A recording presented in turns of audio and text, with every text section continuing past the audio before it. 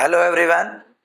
कैसे हैं आप लोग? उम्मीद करते हैं कि स्वस्थ होंगे, मस्त होंगे और अपनी सफलता के लिए कदम बढ़ा रहे होंगे। साथ ही साथ हमारे जीएस लॉजी को भी एक कदम बढ़ाने का प्रयास जरूर करिएगा, शेयर करिएगा और जो भी वीडियो हैं और हमारे जीएस लॉजी चैनल को सब्सक्राइब करिएगा।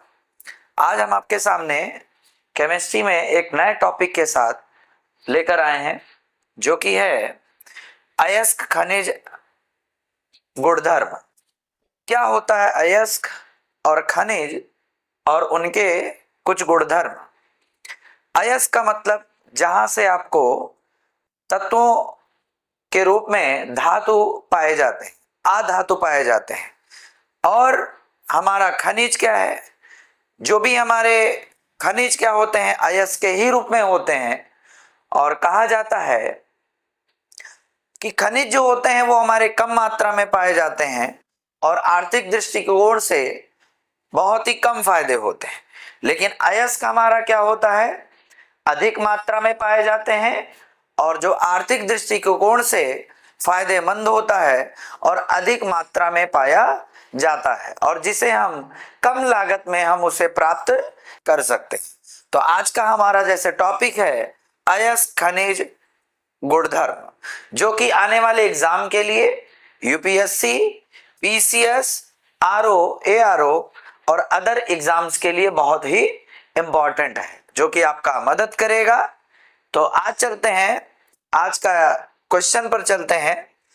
जैसा कि पहला क्वेश्चन कथन और कारण बेस्ड क्वेश्चन है।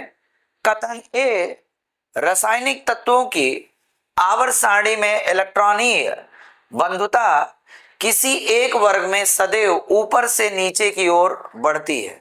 सबसे पहले यहां पे आपको मालूम होना चाहिए क्या होता है इलेक्ट्रॉन बंधुता। अगर हम बात करें इलेक्ट्रॉन बंधुता की, तो इलेक्ट्रॉन बंधुता अर्थात किसी भी विलगीय आपका गैसीय परमाणु है उसमें इलेक्ट्रॉन ग्रहण करने की बात करता है। तो यहां पर क्या है, रासायनिक तत्वों की आवर्त सारणी में इलेक्ट्रॉन बंधुता किसी एक वर्ग में, वर्ग की बात करें तो आवर्त सारणी में ऊपर से नीचे की बात कर रहा है, किसी एक वर्ग में सदैव ऊपर से, कहां से, ऊपर से नीचे की ओर, तो नीचे की ओर बढ़ता है या आपका घटता है। तो अगर हम बात करें यहां पर इलेक्ट्रॉन बंधुता की, जैसे ही वर्ग में ऊपर से नीचे की ओर जाते हैं तो इलेक्ट्रॉन बंधुता हमारा बढ़ता नहीं है, जबकि क्या होता है, घटता है।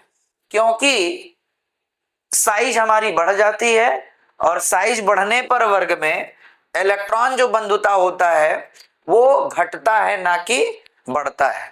अर्थात इसका यह जो कथन दिया है यह कथन क्या है, गलत है। दूसरा कारण, किसी एक वर्ग में परमाणुवीय त्रिज्याएं सामान्यतः ऊपर से नीचे की ओर बढ़ती है। जी हां, आपका किसी वर्ग में, जब आप वर्ग में ऊपर से नीचे की ओर आते हैं तो आपका क्या होता है, परमाणु त्रिज्याएं आपकी बढ़ती हैं। क्यों?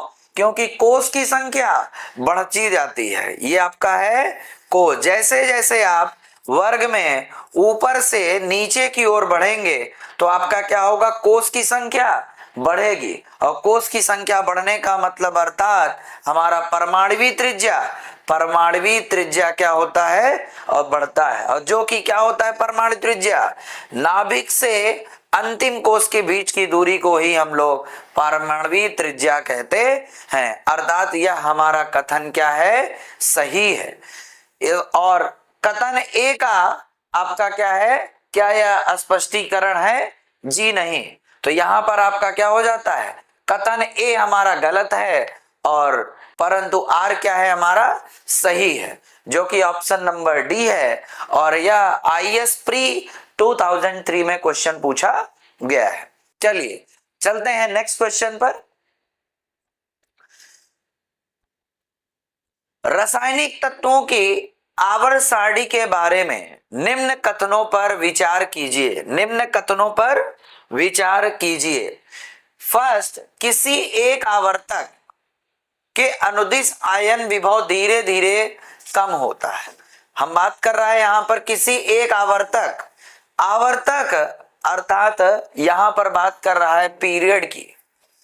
एक होता है आपको ग्रुप की, ग्रुप मतलब होता है आपका वर्ग, और पीरियड का मतलब होता है आवर्त या आवर्तक। तो किसी एक आवर्तक के अनुदिश आयनन विभव धीरे धीरे, यहां पर विभव होगा, विभव धीरे धीरे कम होता है। दूसरा क्या दे रहा है, तत्वों के किसी एक वर्ग में जैसे जैसे परमाणु भार बढ़ता है इलेक्ट्रॉन बंधुता कम होती है।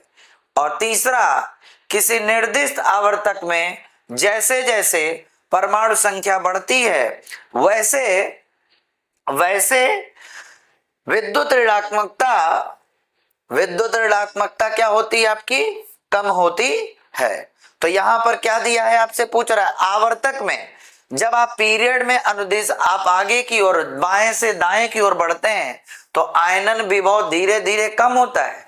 जी नहीं, आपका आयनन विभव बढ़ता है, क्योंकि अधातुओं का गुण आपका बढ़ता है, और अधातुओं के गुण अगर बढ़ता है तो इलेक्ट्रॉन आपका उसमें से निकालना उतना ही कठिन होता है। यही होता है हमारा क्या, आयनन विभव। आयनन विभव का मतलब इलेक्ट्रॉन को निकालना, और जैसे जैसे आवर्त में आप बाएं से दाएं जाएंगे इलेक्ट्रॉन को निकालना ही उतना ही कठिन होता है। अर्थात आयनन विभव हमारा कम नहीं होता है बल्कि अधिक होता है। अर्थात यह आपका कथन क्या है, गलत है। तत्वों के किसी एक वर्ग में जैसे परमाणु भार बढ़ता है इलेक्ट्रॉन बंधुता कम होती है। जी हाँ, यह आपका क्या है, सही है। ग्रुप में जब आप ऊपर से नीचे की ओर बढ़ते हैं तो जैसे जैसे परमाणु भार बढ़ता है और इलेक्ट्रॉन बंधुता कम होती है। इलेक्ट्रॉन बंधुता कम होने का मतलब आप इलेक्ट्रॉन आसानी से क्या कर सकते हैं, आप डाल सकते हैं, तो अर्थात क्या होगा, कम होगा। तो यहां पर क्या है कथन, ये आपका क्या है कथन, आपसे पूछा क्या है, इनमें से कथन सही है, तो जी आपका ये कथन क्या है, सही है। तीसरा, किसी निर्दिष्ट आवर्तक में जैसे जैसे परमाणु संख्या बढ़ती है तो विद्युत ऋणात्मकता क्या होती है, कम होती है। जैसे जैसे आवर्तक में आप क्या करते हैं, परमाणु संख्या बढ़ती है वैसे वैसे अब विद्युत ऋणात्मकता कम नहीं होती है बल्कि अधिक होती है। तो अर्थात यहां पर यह भी एक स्टेटमेंट क्या है आपका, गलत है। तो निम्न से कौन से या से कथन सही है, केवल एक, केवल दो, एक और तीन, दो और तीन, जो कि IS प्री क्वेश्चन में आपका 2001 में पूछा गया है।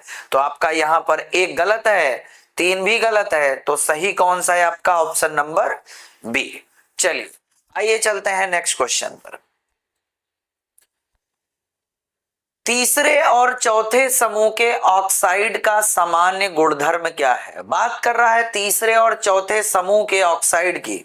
तो तीसरे और चौथे समूह की अगर हम बात करें, पीरियड की बात कर रहा है, तो फर्स्ट आपके जो पीरियड होते हैं उसमें हाइड्रोजन और हीलियम आता है। दूसरे में आपके क्या आते हैं, आपके हीलियम के बाद lithium, sodium, potassium, magnesium, aluminium, silicon, phosphorus, sulphur, chlorine आदि आपके ये सब तत्व आते हैं। और उसके बाद ही आपका क्या आ जाता है, aluminium, nitrogen, fluorine, oxygen, fluorine, neon, sodium, magnesium, aluminium. तो सोडियम, मैग्नीशियम, एल्युमिनियम जो आते हैं वो तीसरे और चौथे समूह के ऑक्साइड के अंतर्गत आते हैं। और इनके गुणधर्म कैसे हैं आपको से पूछ रहा है, बेसिक होता है, एसिडिक होता है, बेसिक होता है, एसिडिक होता है, उदासीन होता है। तो आपके जो भी तीसरे और चौथे समूह के, अर्थात आपका जैसे Al2O3 या एल्मिना है Al2O3, या कैसा गुण प्रदर्शित करता है? या अम्लीय और क्षारीय दोनों गुण प्रदर्शित करता है। अम्लीय और क्षारीय दोनों गुण प्रदर्शित करता है। अर्थात ऐसे ऑक्साइड जो आपके दोनों प्रदर्शित करते हैं उन्हें क्या कहा जाता है? उभयधर्मी कहा जाता है। क्या कहा जाता है? उभयधर्मी ऑक्साइड कहा जाता है। और उभयधर्मी ऑक्साइड का मतलब जो अम्लीय भी गुण प्रदर्शित करें और क्षारीय भी करें, अर्थात इसको एसिडिक बोलते हैं और इसको क्या बोलते हैं? बेसिक बोलते हैं। तो याद रखिएगा, हमारे जो तीसरे और चौथे समूह के जो भी ऑक्साइड होते हैं वो हमारे उभयधर्मी होते हैं, अर्थात अम्लीय गुण भी प्रदर्शित करते हैं, क्षारीय मतलब एसिडिक और बेसिक। तो यहां पर ऑप्शन क्या हो जाएगा आपका? Option number A. क्या ये बेसिक होंगे? जी बेसिक भी होंगे, एसिडिक भी होंगे, लेकिन उदासीन नहीं होंगे। ऑप्शन नंबर हमारा ए। बी नहीं होगा, सी भी नहीं होगा और डी भी नहीं होगा। एसिडिक भी करते हैं, बेसिक भी करते हैं, लेकिन ऑप्शन ए में आपसे दोनों दिया है क्योंकि यह दोनों गुण प्रदर्शित करते हैं। तो ऑप्शन हमारा ए करेक्ट है। आइए चलते हैं नेक्स्ट। भूपर्पट्टी में सर्वाधिक पाए जाने वाला तत्व आपसे पूछ रहा है। भूपर्पट्टी में अर्थ क्रस्ट में सर्वाधिक पाए जाने वाला तत्व, अगर हम सबसे पहले अगर भूपर्पट्टी की बात करें तो सबसे अधिक संख्या में जो तत्व हमारा पाया जाता है वह हमारा होता है ऑक्सीजन। क्या होता है? ऑक्सीजन होता है। और आपका दूसरे नंबर पे आपका हमारा सिलिकॉन होता है। क्या होता है? ऑक्सीजन होता है। और जो कि ये कितना परसेंट पाया जाता है? 46 दशमलव समथिंग परसेंटेज पाया जाता है। और उसके बाद हमारा लगभग 26% लगभग हमारा सिलिकॉन पाया जाता है। तो भूपर्पट्टी में प्रथम नंबर पर, फर्स्ट नंबर पर हमारा क्या है? ऑक्सीजन है। और दूसरे नंबर पे हमारा क्या है? सिलिकॉन है। अगर उसके बाद अगर हम बात करें तो एल्युमिनियम पाया जाता है। क्या पाया जाता है? एल्युमिनियम पाया जाता है। फेरन आयरन पाया जाता है। कैल्शियम पाया जाता है। मैग्नीशियम, पोटेशियम और अदर में आपका 1% पाया जाता है। तो ये क्रम है, आप याद रखिएगा। ऑक्सीजन पाया जाता है सबसे नंबर पे भूपर्पट्टी में सर्वाधिक, दूसरे नंबर पे सिलिकॉन पाया जाता है, फिर एल्युमिनियम पाया जाता है, फिर आयरन पाया जाता है। और भी हमारे तत्व हैं, कैल्शियम है, सोडियम है, पोटेशियम है, मैग्नीशियम है, अदर एलिमेंट धातु भी पाए जाते हैं। तो क्वेश्चन के हिसाब से भूपर्पट्टी में सर्वाधिक पाया जाने वाला तत्व ऑक्सीजन है, नाइट्रोजन है, मैग्नीज है, सिलिकॉन है। या बीपीएससी एग्जाम में पूछा है जो कि हमारा ऑक्सीजन इसका राइट आंसर है। B nitrogen. नाइट्रोजन की बात करें तो नाइट्रोजन हमारा बहुत ही कम मात्रा में भूपर्पट्टी में पाया जाता है। लेकिन यदि आपसे पूछता है वायुमंडल में सबसे ज्यादा कौन सा हमारा गैस पाया जाता है तो हमारा वो नाइट्रोजन पाया जाता है। और अगर बात करें कि फिर वायुमंडल में गैस कौन सी पाई जाती है दूसरे नंबर पर, तो हमारा ऑक्सीजन। लेकिन यहाँ पर प्रश्न आपका क्या है? भूपर्पट्टी में। तो भूपर्पट्टी में हमारा सबसे ज्यादा कौन पाया जाता है? ऑक्सीजन पाया जाता है। दूसरे पे क्या पाया जाता है? सिलिकॉन पाया जाता है। तीसरे पे क्या पाया जाता है? एल्युमिनियम पाया जाता है। चौथे पे क्या पाया जाता है? आयरन पाया जाता है। तो ऑप्शन के हिसाब से हमारा क्या हो जाता है? ऑक्सीजन। नेक्स्ट क्वेश्चन पे चलते हैं। भूपर्पट्टी पर द्रव्यमान प्रतिशत के रूप में निम्नलिखित में से कौन सा एक सर्वाधिक मात्रा में पाया जाता है? अभी हमने पिछले ही क्वेश्चन में आपको बताया कि सर्वाधिक मात्रा में सबसे ज्यादा भूपर्पट्टी में पाया जाने वाला जो तत्व है वो हमारा क्या है? ऑक्सीजन है। कौन सा है? ऑक्सीजन है। तो सिलिकॉन, ऑक्सीजन, सिलिकॉन नहीं है जो कि दूसरे नंबर पर है। ऑक्सीजन इसका राइट आंसर है। कार्बन और कैल्शियम, कार्बन भी हमारा बहुत ही कम परसेंटेज पाया जाता है, लगभग 0.6%। कितना पाया जाता है? 0.6% पाया जाता है। और हमारा कैल्शियम भी लगभग जो है 5% पाया जाता है। तो आपका आईएएस प्री 1997 में पूछा गया है और यहाँ पर पूछ रहा है क्या? भूपर्पट्टी में प्रतिशत के रूप में सर्वाधिक मात्रा में। तो सर्वाधिक मात्रा में हमारा कौन सा तत्व है? ऑक्सीजन है। सी भी नहीं है और डी भी नहीं है। आइए चलते हैं नेक्स्ट क्वेश्चन पर। ऑक्सीजन के बाद सबसे अधिक उपलब्ध कौन सा मूल तत्व है? क्या पूछ रहा है? ऑक्सीजन के बाद सबसे अधिक उपलब्ध कौन सा मूल तत्व है? सिलिकॉन है, कार्बन है, सोडियम है, क्लोरीन है। अभी हमने पिछले क्वेश्चन में आपको बताया सबसे ज्यादा भूपर्पट्टी में ऑक्सीजन पाया जाता है, इसके बाद सिलिकॉन पाया जाता है, फिर क्या पाया जाता है? एल्युमिनियम पाया जाता है, फिर क्या पाया जाता है? आपका आयरन पाया जाता है। तो आपका पहले नंबर पर ऑक्सीजन। आपसे पूछ रहा है सबसे अधिक उपलब्ध कौन सा मूल तत्व है, वो भी ऑक्सीजन के बाद। तो ऑक्सीजन के बाद किसका नंबर आता है? सिलिकॉन का आता है। इसका मतलब राइट आंसर हमारा क्या हो जाता है? ए हो जाता है। कार्बन 0.6, सोडियम आपका ये सब है। आइए नेक्स्ट क्वेश्चन। निम्नलिखित में विश्व में, यूनिवर्स में कौन सा सर्वाधिक पाया जाने वाला तत्व है? अगर हम ब्रह्मांड की बात करें, यूनिवर्स की बात करें, तो सबसे ज्यादा पाया जाने वाला जो हमारा तत्व है वो आपका हाइड्रोजन होता है, क्योंकि हाइड्रोजन सूर्य का बहुत ज्यादा स्रोत होता है जो कि 75% पाया जाता है। इसके बाद आपका हीलियम पाया जाता है। और तो यहाँ पर सर्वाधिक याद रखिएगा, सूर्य में हाइड्रोजन का स्रोत होता है और हाइड्रोजन मिलकर नाभिकीय संलयन से आपका हीलियम का भी निर्माण करते हैं। तो हाइड्रोजन सबसे यूनिवर्स में अधिक मात्रा में पाया जाने वाला तत्व है। तो ऑप्शन क्या हो जाता है हमारा? हाइड्रोजन। ऑक्सीजन कहां पर पाया जाता है? दूसरा वायुमंडलीय में पाया जाने वाला गैस है, लेकिन भूपर्पट्टियों में पाया जाने वाला प्रथम नंबर पर गैस है। नाइट्रोजन वायुमंडलीय गैस के रूप में फर्स्ट नंबर पर पाया जाता है। तो आपको याद रखना है, भूपर्पट्टी में सबसे कम 0.5% आपका हमारा कार्बन। यूपीपीसीएस 2003-7 में क्वेश्चन पूछा गया है। तो सबसे ज्यादा हमारा सर्वाधिक पाया जाने वाला जो तत्व होता है वायुमंडल में वो हाइड्रोजन होता है। आइए चलते हैं नेक्स्ट क्वेश्चन पर।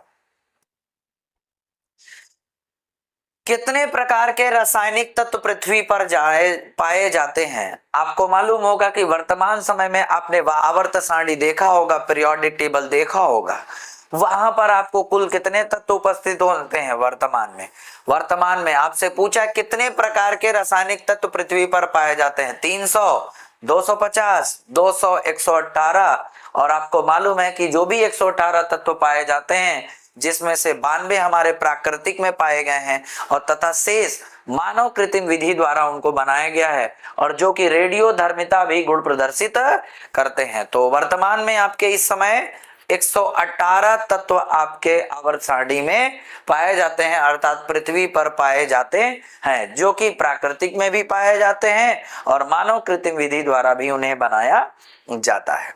आपका चलते हैं नेक्स्ट क्वेश्चन पर।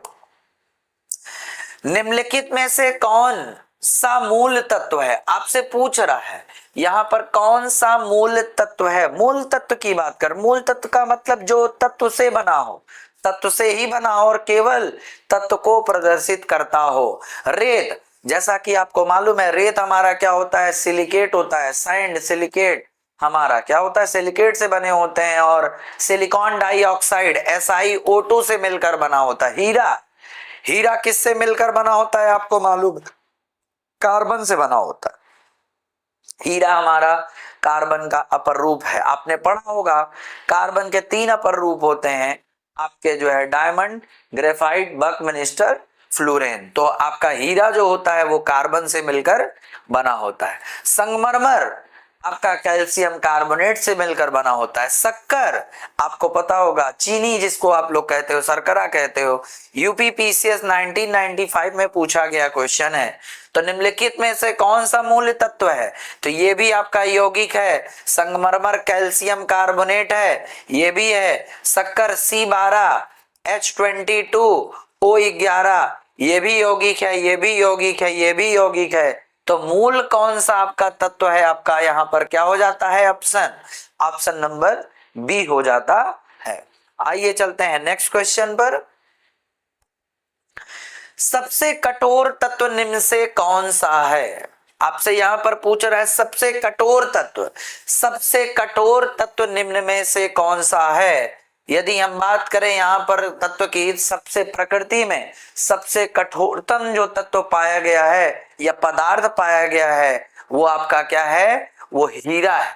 आपको जानते हैं, अभी हमने आपको बताया कि जो हीरा है, ग्रेफाइट है, बकमिस्टर फ्लोरीन है, ये सब आपके क्या है, कार्बन के अपर रूप हैं। तो कार्बन का जो अपर रूप हीरा होता है वह सबसे कठोरतम पदार्थ होता है और तत्व भी कहा जाता है। तो जो कि कार्बन से मिलकर बना होता है, तो सबसे कठोर हमारा क्या हो गया, हीरा है। जबकि आपके ये सब क्या है, ये सब आपके कार्बन से मिलकर बना होता है। तो नेक्स्ट क्वेश्चन, निम्न में से कौन सा कठोरतम धातु है। यहां पर आपसे पूछ रहा है, कठोरतम धातु की बात कर रहा है। वहां पर कठोरतम पदार्थ था और या कह सकते हैं आधातु। यदि आपसे कठोरतम आधातु पूछता है तो आप कार्बन बोलेंगे, हीरा के रूप में बोलेंगे, क्योंकि हीरा जो है हमारा कार्बन से ही बना होता है। लेकिन यहाँ पर कठोरतम धातु की बात कर रहा है और आपको मालूम है सोना बहुत ही मुलायम होता है। जो प्योर गोल्ड होता है 24 कैरेट का, बहुत ही मुलायम होता है, उसे आप आराम से मोड़ सकते हैं, कठोर तो नहीं होता है। लोहा आप भी मोड़ सकते हैं, हाथों से भी मोड़ देते हैं। प्लेटिनम और टंगस्टन, तो यहां पर जो राइट आंसर आपका हो जाता है, आपका जो है वो प्लेटिनम हो जाता है। प्लेटिनम जो होता है वह सबसे कैसा होता है, तो तुम्हारा कठोरतम आपका हमारा क्या होता है, धातु होता है। और टंगस्टन तो आपको मालूम होगा जिसका सबसे ज्यादा गलनांक होता है। यह भी RAS प्री 2003 में पूछा गया है। तो याद रखिएगा, सोना जो होता है वह मुलायम होता है, लोहा भी मुलायम होता है लगभग। प्लेटिनम सबसे कठोरतम धातु होता है और टंगस्टन क्या है, टंगस्टन भी आपका प्लेटिनम से कम ही होता है, मुलायम होता है और जिसका क्वथनांक बहुत ही ज्यादा होता है। आइए चलते हैं नेक्स्ट क्वेश्चन पर। निम्नलिखित में से कौन सा एक पदार्थ बहुत कठोर और बहुत तन्य है। तो यहां से आपसे क्या पूछ रहा है, आपका क्या है, आपका निम्नलिखित में से कौन सा एक पदार्थ बहुत कठोर है और बहुत तन्य है। यहां पर थोड़ा सा ऑप्शन आपको रेत, हीरा, संगमरमर, शक्कर। जैसा कि आप रात रेत जानते हैं, हीरा है आपको पता है, संगमरमर, शक्कर। तो यहां पर ऑप्शन बहुत कठोर की बात कर रहा है, तो यहां पर क्या हो जाएगा, हीरा हो जाएगा, बहुत ही ज्यादा कठोर होता है।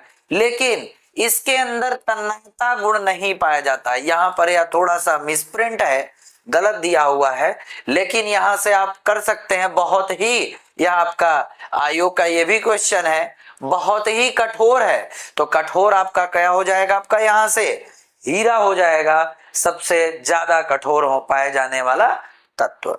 नेक्स्ट क्वेश्चन पे चलते हैं। हीरे की खनिजी बनावट क्या है। आपसे पूछ रहा है हीरे की खनिजी बनावट क्या है। हीरे का खनिजी बनावट का मतलब हीरा किससे बना है। अभी हमने आपको बताया हीरा जो होता है वह मूल रूप से कार्बन से बना होता है और कार्बन की संयोजकता कितनी होती है, 4 होती है। और यहाँ पर भी कार्बन जुड़ा होता है, यहाँ पे भी कार्बन, यहाँ पे भी कार्बन, यहाँ पे भी। आप यहाँ पर जो हीरे की जो ज्यामिति देखी जाती है, यह आपकी ज्यामिति कैसी है, यह ज्यामिति हमारा कैसा है, चतुष्फलकी है। कैसा है, चतुष्फलकी होता है। तो याद रखिएगा, हीरे की खनिजी बनावट क्या है, किससे मिलकर बना होता है, हमारा कार्बन से बना होता है, नाइट्रोजन से बना होता है, निकिल से बना होता है, जस्ता से बना होता है। तो हीरे हमारा किससे मिलकर बना होता है, कार्बन से बना होता है। राइट आंसर हमारा क्या हो जाता है, ए। बी नाइट्रोजन गलत है, सी भी गलत है और डी भी गलत है। यह उत्तराखंड PCS प्री एग्जाम में पूछा गया है। आप स्टेट के किसी भी एग्जाम में आप जाएंगे, आपसे साइंस के से संबंधित प्रश्न जरूर पूछे जाते हैं, इसलिए आप इनको जो है अच्छे से पढ़िए, रिवाइज करिए। आइए चलते हैं नेक्स्ट क्वेश्चन पर। निम्नलिखित में से कौन सी इलेक्ट्रॉनिक स्वरूपण धातु तत्वों के लिए होती है। अर्थात आपका यह पूछ रहा है इलेक्ट्रॉनिक विन्यास, जो भी ऑप्शन दिए गए इसमें से कौन सा इलेक्ट्रॉनिक विन्यास धातु के लिए बताता है। तो धातु के लिए बताने का मतलब आपको पता होगा कि धातु के यदि हम इलेक्ट्रॉनिक विन्यास करते हैं तो अंतिम कोष में 1 इलेक्ट्रॉन होगा या 2 इलेक्ट्रॉन होगा या 3 होगा। 3 से ज्यादा होने पर वह अधातु हो जाता है या उपधातु हो जाता है। तो 2 और 8 या क्री तत्व के लिए है या आधातु के लिए है या भी अक्रिय तत्वों के लिए है। 2882 या भी बीपीएससी 1999 प्री में पूछा गया है। तो 2882 याद रखिएगा। यदि तत्वों का इलेक्ट्रॉनिक विन्यास करते हैं तो धातु के लिए अंतिम कोष में यहां पर या 1 इलेक्ट्रॉन होगा या 2 इलेक्ट्रॉन होगा या 3 इलेक्ट्रॉन होगा। तो ऑप्शन क्या हो जाता है हमारा? ऑप्शन हमारा डी हो जाता है। आइए चलते हैं लास्ट क्वेश्चन पर। लास्ट क्वेश्चन क्या है हमारा? निम्नलिखित धातु युग्मों से किस एक में क्रमशः सबसे हल्की धातु की बात कर रहा है तथा सबसे भारी धातु है। आपसे पूछ रहा है लिथियम। तो आपको बता दे लिथियम जो होता है वह सबसे हल्की हमारी धातु पाई जाती है। तो सबसे ज्यादा हल्की धातु हमारा लिथियम होता है। और सबसे भारी धातु, तो भारी धातु हमारा क्या होता है? ऑस्मियम होता है। क्या होता है? ऑस्मियम। और बाकी आपको तो पारा मालूम है कि कमरे के तापमान पर एक ऐसा धातु है जो कि किस अवस्था में पाया जाता है? द्रव अवस्था में। यदि आधातु पूछे जो कि द्रव अवस्था में पाया जाता है वह हमारा ब्रोमीन होता है। क्या होता है? ब्रोमीन। तो पारा याद रखिएगा या द्रव में पाया जाता है। लिथियम हमारी सबसे हल्की धातु होती है और सबसे भारी धातु की बात करें तो हमारा क्या है?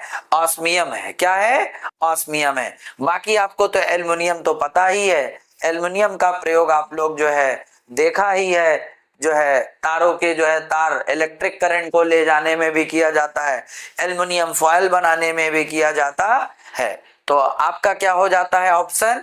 ऑप्शन नंबर बी होगा। यहाँ पर ए नहीं होगा, सी भी नहीं होगा, डी भी नहीं होगा। यह है आपका क्वेश्चन आईएएस में प्री 2008 में पूछा गया है। उम्मीद करते हैं आज के इस सेशन में जो भी हमारे 15 क्वेश्चन हमने आपको जो है कराया, आपको जो है समझ में आया होगा और आने वाले एग्जाम में आपके लिए ये क्या करेंगे?